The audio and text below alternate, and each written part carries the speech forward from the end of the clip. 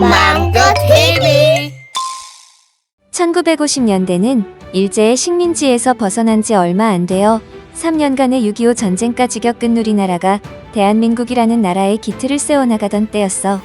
그런데 이때 새로 제정된 사회제도나 법률에는 여성에게 불공평한 내용들이 많았어.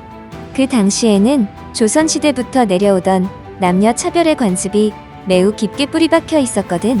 하지만 대부분의 사람들은 법을 지켜야 한다고만 생각했지 바꿀 수 있는 것이라고 생각하지 못했어. 하지만 그때 잘못된 법이라면 고쳐서 더 많은 사람들이 행복하게 살 수 있게 해야 한다는 소신을 가진 한 변호사가 있었어. 그리고 수십 년의 노력으로 마침내 우리나라 가족법을 바꾸어낸 그는 바로 우리나라 최초의 여성 변호사 이태영이야. 이태영은 1914년 평안북도 운산군의 작은 마을에서 태어났어. 어릴 때부터 야무지고 똑똑했던 태영은 변호사가 되고 싶었지만 당시 우리나라에는 여자가 입학할 수 있는 법학과가 없었어. 게다가 결혼 후 독립운동을 하던 남편이 일제에 의해 감옥에 수감되며 모진 고문을 받게 되었고 태영은 생활비와 남편의 약값을 벌기 위해 이불 장사를 하면서 밤낮으로 일해야 했어.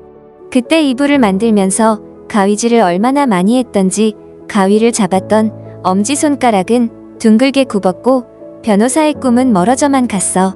그렇게 7여년의 시간이 흐른 뒤 해방이 되었고 남편 정은영은 태영에게 하고 싶었던 법학 공부를 하라고 권했어. 남편의 지지와 응원 속에서 법학과에 입학한 태영은 1952년 고등고시에 합격했어. 39살의 가정주부가 우리나라 최초의 고등고시 여성 합격자가 된 거야. 그러나 합격의 기쁨도 잠시 태영은 판사에 임명되지 못했어.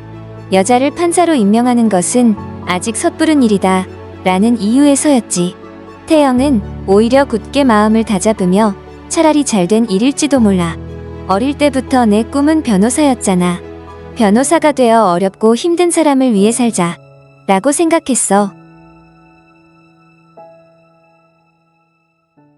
그녀가 자신의 집 대문에 이태영 변호사 사무소라는 작은 간판을 걸고 사무실을 열자마자 기다렸다는 듯 매일 그녀의 집, 마루, 안방, 작은 방까지 가득 채울 정도로 많은 여성들이 찾아와 태영에게 도움을 요청하며 서러운 눈물을 흘렸어. 부당한 대우를 받아도 법을 몰라서 고통받는 여인들이 얼마나 많은지 알게 된 태영은 자신과 뜻을 같이 하는 사람들을 모아 여성법률 상담소를 열었어. 무료로 법률 상담을 하고 우편, 전화, 라디오 상담까지 했지. 가족법 강좌와 어머니 학교를 열어 여성들에게 법률을 가르치고 올바른 부부, 고부, 부모 자식 관계에 대한 교육을 했어. 하지만 오랫동안 굳어진 남녀차별 의식은 쉽게 바뀌지 않았고 태영은 더 근본적인 변화가 필요하다고 생각하게 되었어. 1959년에 제정된 우리나라의 가족법에서는 남편을 잃었거나 헤어졌을 때 자녀를 양육할 권리가 여자에게는 없었어. 그 권리는 남편 쪽으로 먼저 넘겨졌고 결혼한 딸은 부모의 유산을 받을 수 없었지. 하지만 태영은 남자든 여자든 모두 소중한 사람으로 태어났기에 법률적으로도 똑같은 권리를 누려야 한다고 생각했어. 그래서 가족법 개정 운동을 처음 시작했지만 돌아오는 것은 차가운 냉대뿐이었어. 1989년 마침내 국회에서 가족법 개정이 통과되었어. 태영이 처음 가족법 문제를 가지고 선배 대법원장을 찾아간 때부터 무려 37년간 쉬지 않고 노력한 끝에 이루어진 거야. 이태영은 최초의 여성 변호사라는 이름으로 명성을 누리면서 부유하게 사는 것을 선택하는 대신 힘없고 소외된 여성들이 차별받지 않고 사는 나라를 만들기 위해 자신의 평생을 바쳤어. 자신을 희생하며 두려움 없이 앞장서서 나아간 이태영이 있었기 때문에 많은 사람들이 그녀와 뜻을 함께하며 노력했고 덕분에 우리는 예전보다 조금 더 평등한 사회에 살게 되었던 거야. 과거에 비하면 지금은 남녀의 차별이 많이 사라졌어. 하지만 이제는 장애인과 비장애인, 외국인에 대한 차별 등의 문제가 남아있어.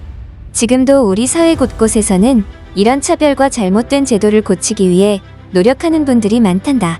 우리도 생활 속에서 존중하는 마음으로 누구든 동등하게 대한다면 그게 바로 이태영 변호사님과 같은 뜻을 가진 사람이 되는 거겠지.